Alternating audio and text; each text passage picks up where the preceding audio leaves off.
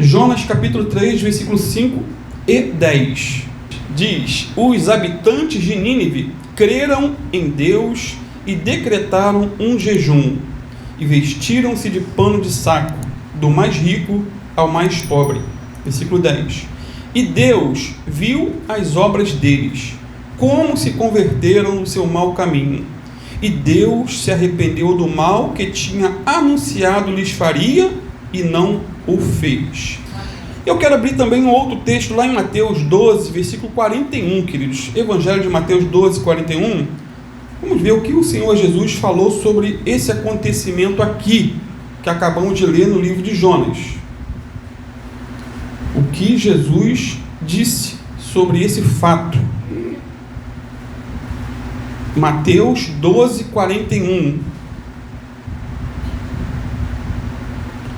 Os ninivitas ressurgirão no juízo com esta geração e a condenarão, porque se arrependeram com a pregação de Jonas. E eis que está aqui quem é maior do que Jonas. Pai, essa é a tua palavra. Fala individualmente com cada um aqui, Senhor.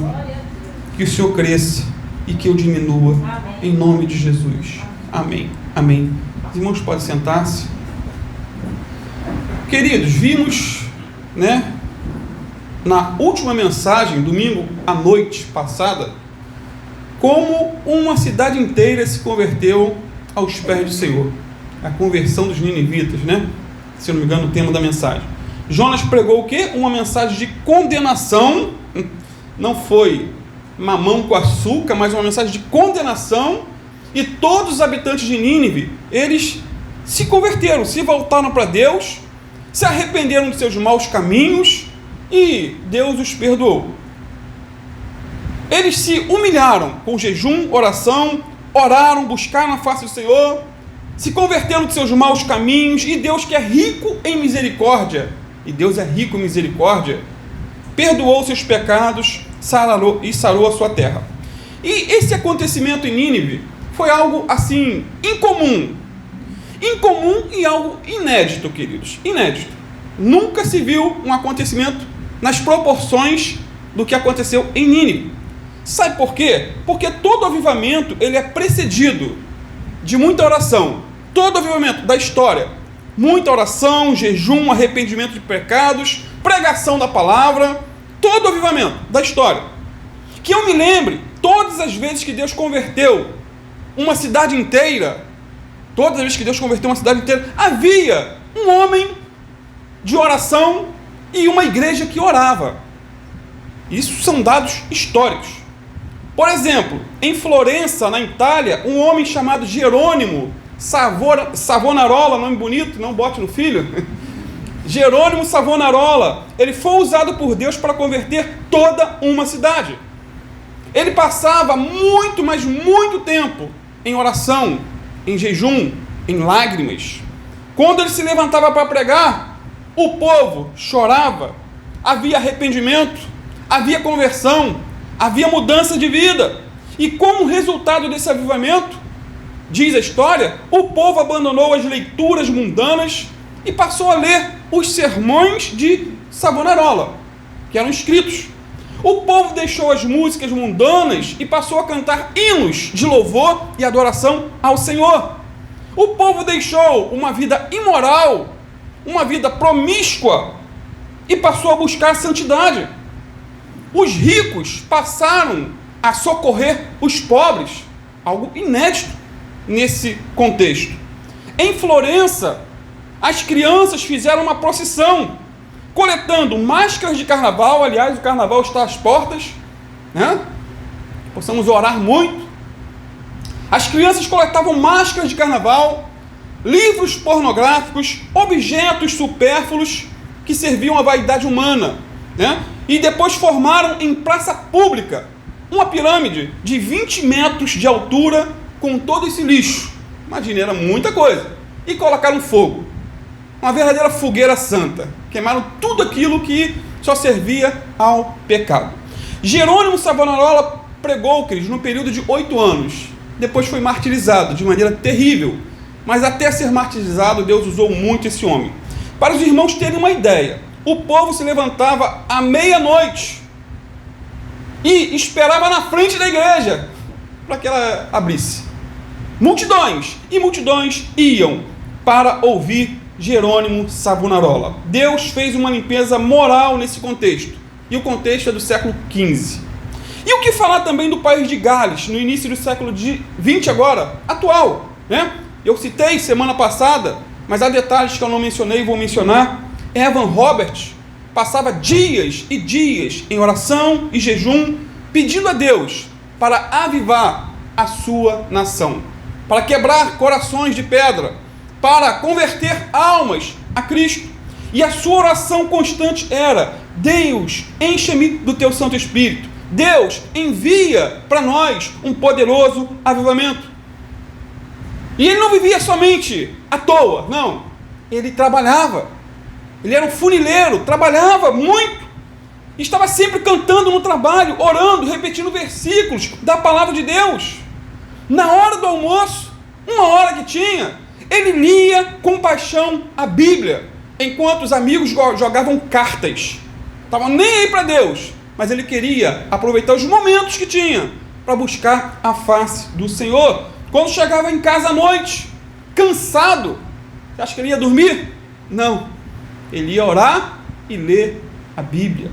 Evan gostava também de ler comentários bíblicos e livros de teologia, mas tudo isso era banhado com muita oração, com muito jejum. E a oração era a influência mais poderosa na vida desse jovem. Orava em casa, enquanto caminhava no trabalho. Certa feita ele disse: podemos cantar a noite inteira sem ver ninguém salvo. É a oração que faz a diferença, que salva e que traz o céu para o nosso meio. E ele concluiu dizendo: orem, amigos, orem, orem. Esse amado irmão orou por 13 anos pedindo a Deus um avivamento em sua vida, e não somente na sua vida, mas também para a sua nação. E Deus atendeu ao seu pedido. 13 anos de oração, 13 anos de consagração pelo avivamento, e Deus ouviu a sua oração. Ele desceu os céus. Deus varreu aquela nação com sua presença bendita. Num período de apenas 2 anos, cerca de 5 milhões de pessoas entregaram a vida a Jesus. E como eu disse na mensagem de domingo à noite, ou de manhã, que não lembro, houve profundas reformas na sociedade. Os estádios de futebol, queridos, ficaram vazios aos domingos. Ninguém queria mais ver Fla-Flu, queria ir para a igreja. O povo tinha pressa de ir para a igreja, não queria faltar culto. Os teatros foram obrigados a cancelar seus programas, pois as pessoas só buscavam as reuniões de oração. E mais, os prostíbulos foram fechados, pois as prostitutas estavam se convertendo a Jesus. Não estavam mais vendendo o corpo, mas consagrando seus corpos ao Senhor, ao Rei da Glória. As cadeias se esvaziaram, pois ninguém mais praticava crimes. Os juízes presentearam uns aos outros com luva branca. Não tinha mais sentença a serem julgadas. Ou seja, Deus fez uma limpeza moral naquele país. O avivamento, ou reavivamento, curou aquela nação. Queridos, esse reavivamento espalhou-se também para as universidades. E muitas outras nações também foram influenciadas pelo que Deus fez no país de Gales. Agora, por que eu disse no início que o que aconteceu em Nínive foi algo incomum e inédito? Por quê? Simplesmente porque não houve nenhum preparo humano. Não houve preparo, queridos. Jonas não era dado a oração. Jonas não era dado a jejum. E muito menos intercedeu pelos ninivitas. Crente ruim. Porém, diz a Bíblia, os ninivitas oraram, jejuaram e se converteram. Inédito. Incomum. Geralmente, como falei, ou não geralmente, mas sempre, todo avivamento é precedido com oração, jejum, consagração, clamor. Mas aqui foi algo inédito. E mais, a pregação de Jonas foi seca, provavelmente monótona, sem vida, humanamente falando, assim, um fiasco, humanamente falando. Mas mesmo assim, Deus trouxe convicção de pecados àquele povo. Eles tiveram suas vidas transformadas e demonstraram isso com o quê? Com atitudes. Ou seja, sem mudança de vida não há verdadeira conversão. E eles tiveram as suas vidas transformadas. E as atitudes dos ninivitas foi vista por Deus, contemplada pelo Senhor. Meu amado, o que você faz para Deus é visto. Mesmo que os homens não vejam, Deus vê, Ele contempla. As orações em secreto, o jejum em secreto, as lágrimas, Deus vê, Ele sonda. E Ele viu aqui os ninivitas. Jonas 3,10. Viu Deus o que fizeram, como se converteram do seu mau caminho. Interessante que Deus viu o pecado dos ninivitas, lá no capítulo 1, versículo 2. Deus viu. Agora Ele vê também o arrependimento e a fé deles. Deus vê. Não é cego. Queridos, nada passa desapercebido aos olhos daquele a quem um dia iremos prestar contas. Nada, nada, nada. Os olhos do Senhor, diz a Bíblia, estão em toda parte, contemplando os justos e os maus. Deus vê tanto o pecado, como também vê o arrependimento do homem.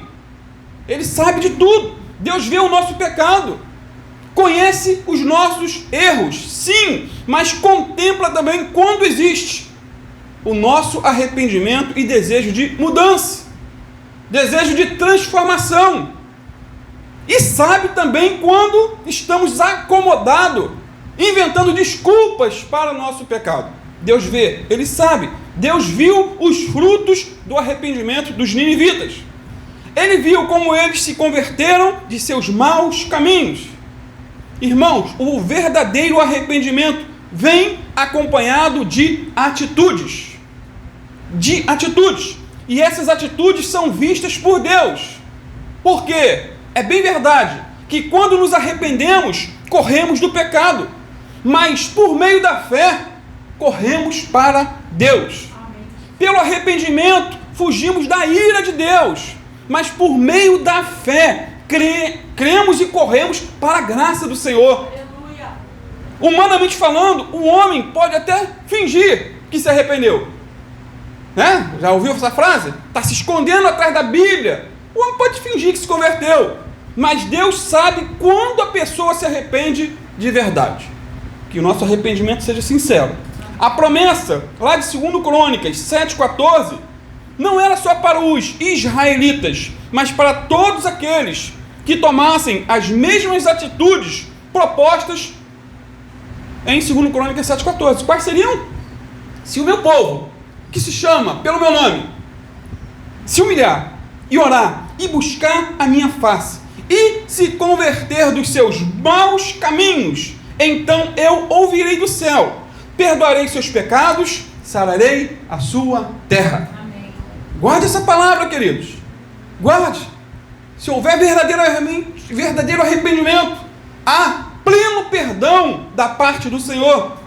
O que os ninivitas fizeram, queridos, como demonstração do seu arrependimento, segundo a Bíblia, eles jejuaram, se humilharam, se converteram, agiram, não ficaram só de blá blá blá da boca para fora. Pelo fato dos ninivitas terem se convertido, diz a Bíblia, Deus mudou de atitude para com eles. O juízo foi suspenso. Isso é lindo. E a graça foi oferecida. Irmãos, sempre, sempre e sempre que o homem se arrepende de verdade, Deus muda o seu modo de agir para com ele. A sentença já estava lavrada. O juízo seria aplicado. Mas o homem mudou. E Deus muda. E se arrepende. Até porque a mudança de Deus passa pelo arrependimento do homem. Mais uma vez, a mudança de Deus passa pelo arrependimento do homem. Vou ler mais uma vez Jonas 3,10. Deus se arrependeu do mal que tinha dito lhes faria, e não o fez. Deus disse, mas não fez. Por quê? Porque o homem mudou, ou a nação mudou. Qual era o mal que Deus tinha dito que havia de fazer aos ninivitas? A subversão da cidade, tudo seria destruído. Como eu não sei, mas seria. Sodoma e Gomorra foram destruídas pelo fogo. Deus destruiu.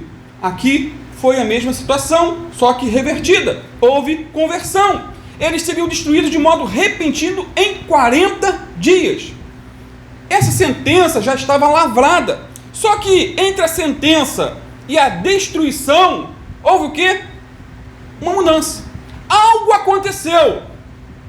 O povo creu na mensagem de Jonas. Se arrependeu de seus maus caminhos. Se converteu de todo o coração. Então, diante do arrependimento humano, Deus suspende o juízo. Diante da mudança dos ninivitas, Deus muda de atitude. Diante do arrependimento dos ninivitas, Deus se arrepende do mal que tinha determinado que aconteceria. Veja que interessante o que diz Jeremias 18, versículos 7 e 8. Vou ler. No momento em que falar contra uma nação, diz Deus, e contra um reino para arrancar, e para derrubar, e para destruir, se a tal nação, porém, contra a qual falar se converter da sua maldade, também eu me arrependerei do mal que pensava fazer-lhe. Deus se arrepende. Amém? Quem crê que Deus se arrepende? E graças a Deus por isso, hein, queridos? Senão estávamos fritos. A grande pergunta é: Deus muda ou não muda? Deus muda, né?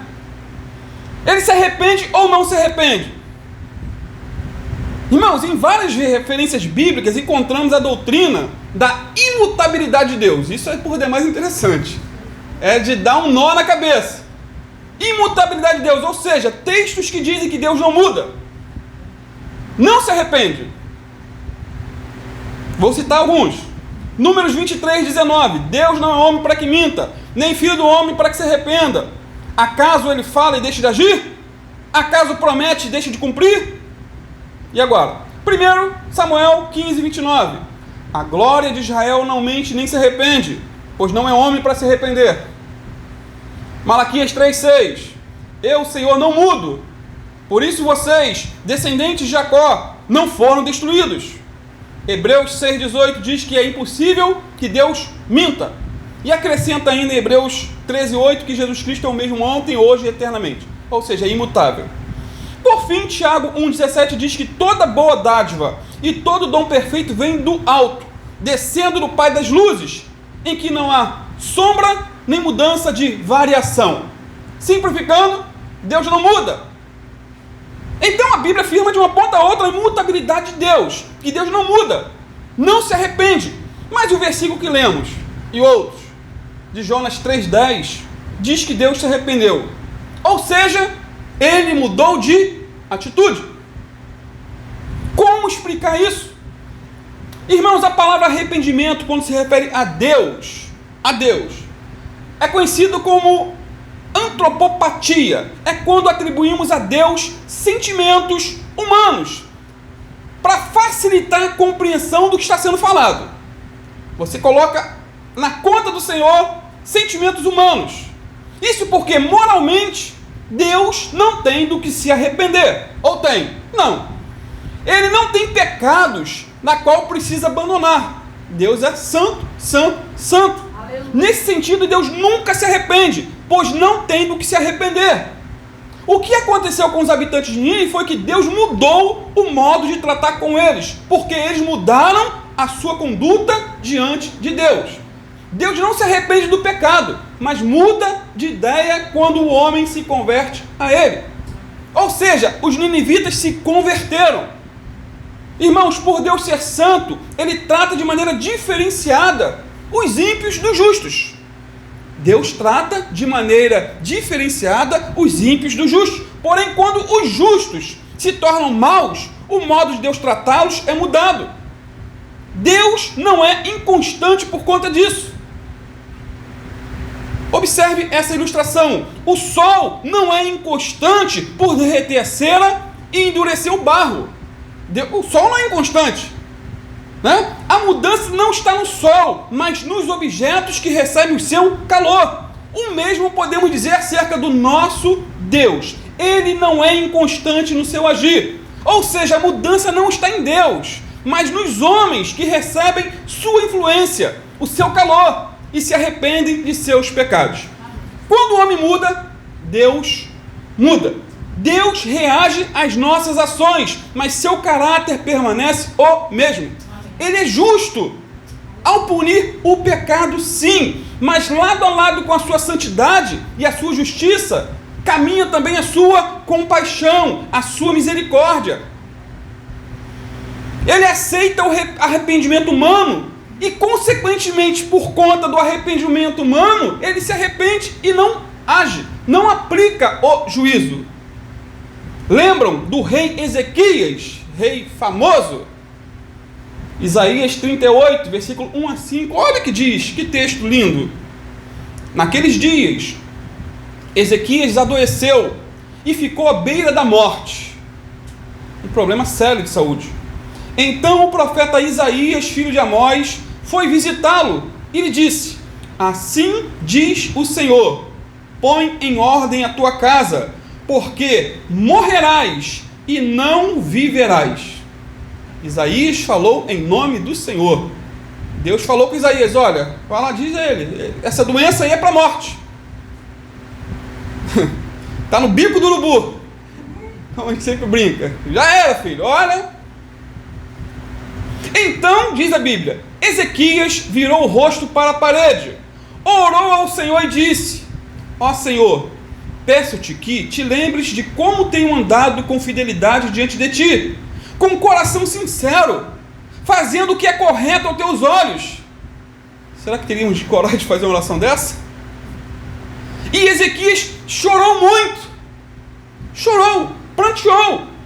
Então, diz a Bíblia, a palavra do Senhor veio a Isaías dizendo: vai e dize a Ezequias, assim diz o Senhor, o Deus de Davi, teu pai, ouvi a tua oração e vi as tuas lágrimas, acrescentarei 15 anos à tua vida. Que lindo, queridos. 15 anos a mais. Por quê? Ele chorou, se arrependeu, né? Isaías não mostrou o pecado dele, por que ele ficou doente, se era pecado ou não sabemos os detalhes.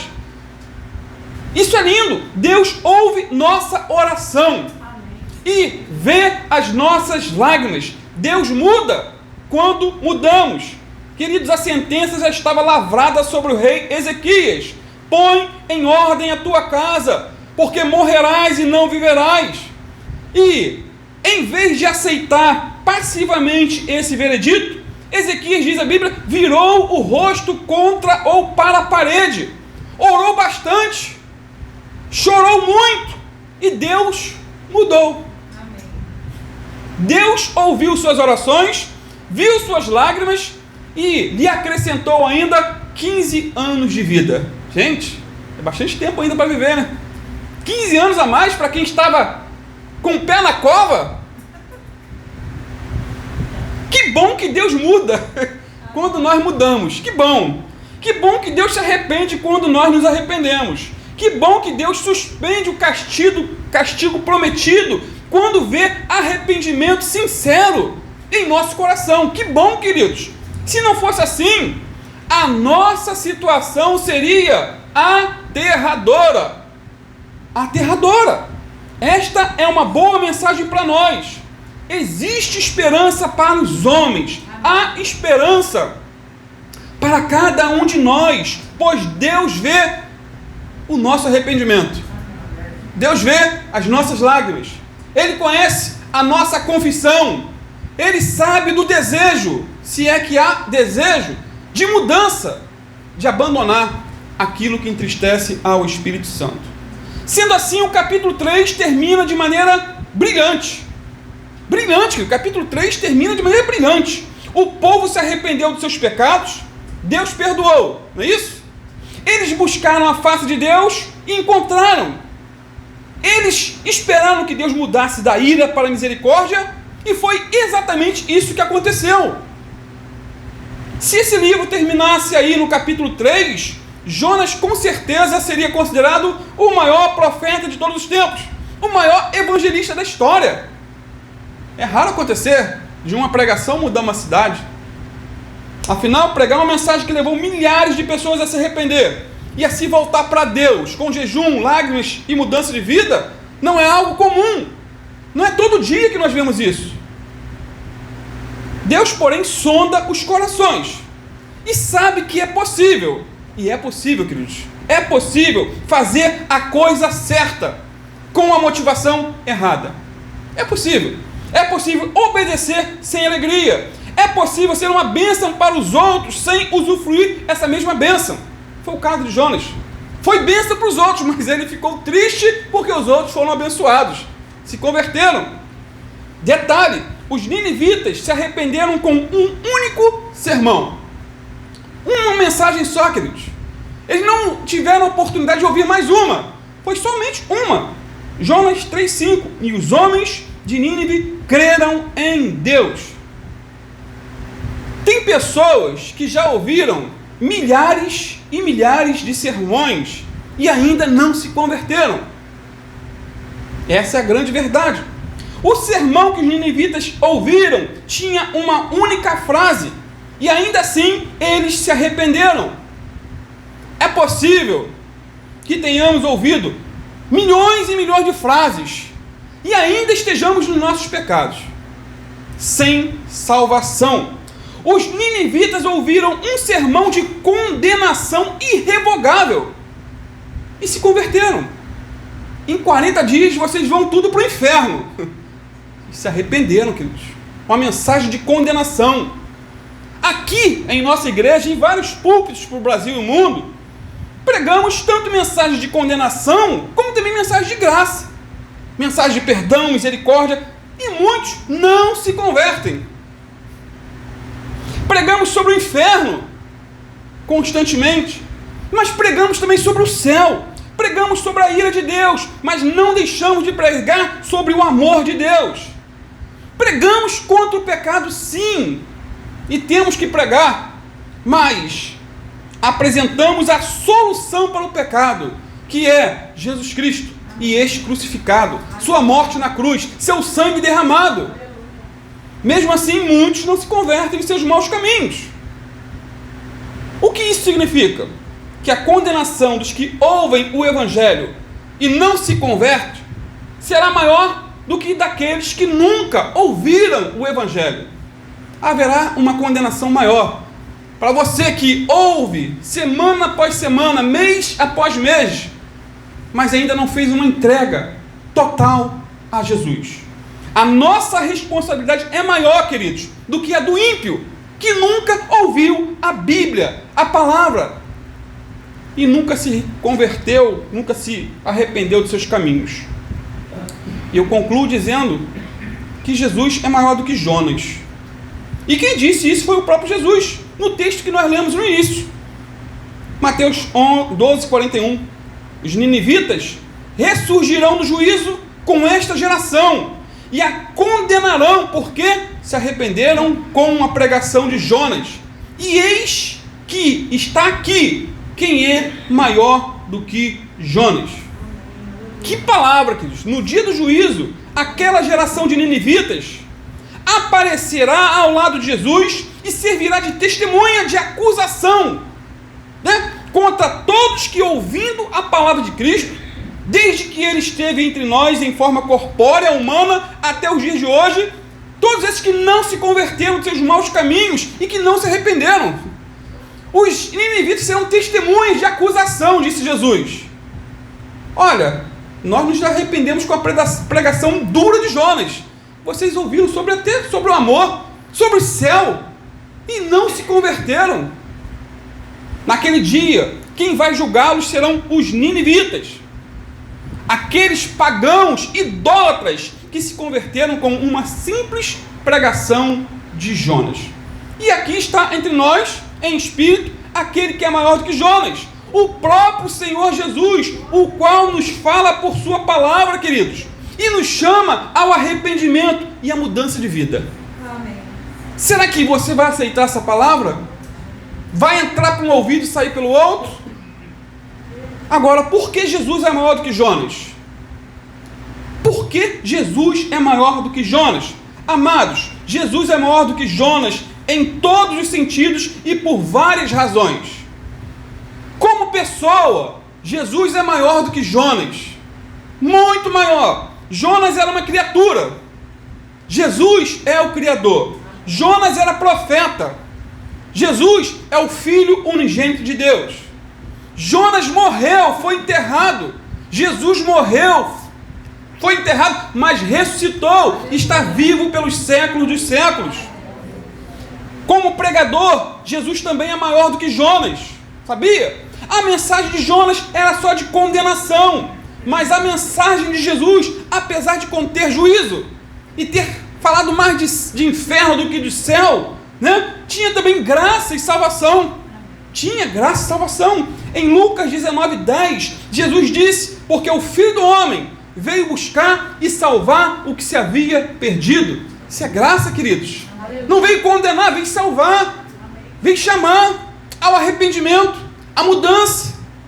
Agora, para pensar se Jesus é ou não é maior do que Jonas. Jonas quase morreu por causa dos seus pecados, se não fosse a misericórdia de Deus em enviar um grande peixe para socorrê-lo. Jonas quase morreu por seus pecados. Jesus, muito pelo contrário, morreu pelos pecados do mundo. Jonas pregou só em Nínive. Agora, o Evangelho de Jesus Cristo tem sido pregado em todo o mundo. Jonas obedeceu a Deus de má vontade, mas Jesus obedeceu ao Pai de bom grado e foi à cruz do Calvário por mim e por você. Jonas não amava seus ouvintes, muito pelo contrário, ele queria que todos eles fossem para o inferno. Jesus, por outro lado, sempre teve compaixão dos pecadores, ao ponto de morrer na cruz por eles. Romanos 5,8 diz que Deus dá prova do seu amor para conosco, pelo fato de Cristo Jesus ter morrido por nós, sendo nós ainda pecadores. E mais, Jonas saiu da cidade para ver a destruição dos ninivitas. Está na conclusão do livro.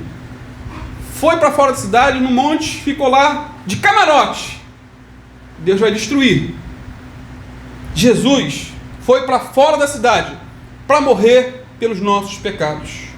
O mais interessante é que Deus poupou Nínive da destruição quando eles se arrependeram, mas não poupou o seu único filho. Antes, o entregou para morrer por todos nós individualmente. Isso é graça. Por essas e outras, queridos, Jesus é muito, mas muito maior do que Jonas. Portanto, devemos dar maior atenção ao que o Senhor Jesus nos diz. E os que rejeitarem a Jesus terão uma condenação maior, pois quanto maior o conhecimento que temos, maior responsabilidade recebemos. Que o Senhor nos ajude, que o Senhor trate conosco e nos ajude a valorizar mais a palavra do Senhor. Vamos ficar de pé e vamos orar. Se Deus quiser, logo mais, se não tiver outro pregador, eu estarei pregando sobre Jonas de novo. Pai, te louvamos, Senhor. Te louvamos por esse texto tão rico, esse livro tão impactante. Nós aprendemos até com o erro dos outros, Senhor, como foi o caso de Jonas e em algumas atitudes que ele teve. Ah, Senhor, socorre-nos, converta-nos e seremos convertidos, salva-nos, Senhor, e seremos salvos. Não nos deixe, Senhor, sermos crentes autoenganados, Pai. Senhor, cura a nossa alma, Senhor, abre o nosso coração. Nós, em oração agora, pedimos, abre o nosso coração, Senhor. Nós abrimos para Ti e pedimos que o Senhor venha fazer morada, venha transformar nosso interior, lavar nossa alma com o sangue do Cordeiro. Senhor, não queremos ser enganados, não queremos, Senhor, se perder pensando que estamos indo para o céu. Tem misericórdia de nós, Pai. Só o Senhor conhece aqui, nessa manhã, aqueles que são teus e aqueles que não são, aqueles que já se converteram de verdade e aqueles que estão talvez batendo ponto na igreja, nunca tiveram experiência de conversão, nunca renderam o coração a Ti de verdade, pessoas que não têm amor à Tua palavra, pessoas que não têm amor à Tua pessoa. Senhor, sabemos muito bem que não é o fato de alguém frequentar uma igreja que faz dessa pessoa uma salva em Cristo Jesus. Sabemos da importância, Senhor, de congregar, mas não é o congregar que salva, Senhor. É o Teu Espírito Santo agindo em nosso coração. Que a obra seja realizada por Ti, Espírito Santo, transformando vidas nessa manhã, convertendo almas verdadeiramente para Ti, Senhor. A obra é Tua, não é minha. Quem converte, quem convence o homem do pecado, da justiça e do juízo é o Teu Santo Espírito e não meras palavras humanas, Senhor. Opera, Senhor, em cada vida aqui nessa manhã. Transforma-nos, Senhor, e seremos transformados. Muda-nos, Senhor, e seremos mudados. Senhor, queremos ser como aqueles ninivitas que se converteram de verdade, Pai, e demonstraram conversão com atitudes, Senhor, não da boca para fora, não andando somente com a Bíblia embaixo do braço, não tendo uma mudança somente de lábios, falando um linguajar crentez, não, Senhor. Queremos mudança de coração, transformação de vida realmente, Senhor, mudanças, Senhor, mudanças para melhor, para a glória do Teu nome. Abrimos nosso coração, pedimos, Espírito Santo, entra, faz morada, Senhor, em nós, verdadeiramente transforma-nos de dentro para fora, para a glória do Teu santo e bendito nome. Ó Deus eterno, fica conosco, Pai, nessa manhã. Carecemos da Tua presença mais e mais, carecemos, Senhor, de sermos visitados, carecemos de ser transformados por Ti, Senhor. Quebra corações de pedra, Senhor. O que o homem não pode fazer, que Teu Santo Espírito venha fazer e operar. Mudanças radicais, mudanças, Senhor, no casamento, porque o convertido, Senhor, ele muda em todas as áreas, ele muda, Senhor, o seu linguajar sim, ele muda seu modo de pensar, ele muda, Senhor, o seu modo de lidar com a esposa, com o esposo. Senhor, a conversão atinge todas as áreas da nossa vida, Senhor. Então converta-nos, Senhor, e seremos convertidos. Muda-nos, Senhor, e seremos mudados. Transforma-nos, Senhor, e seremos transformados para a glória do Teu santo e bendito nome, Pai, em nome do Teu Filho Jesus.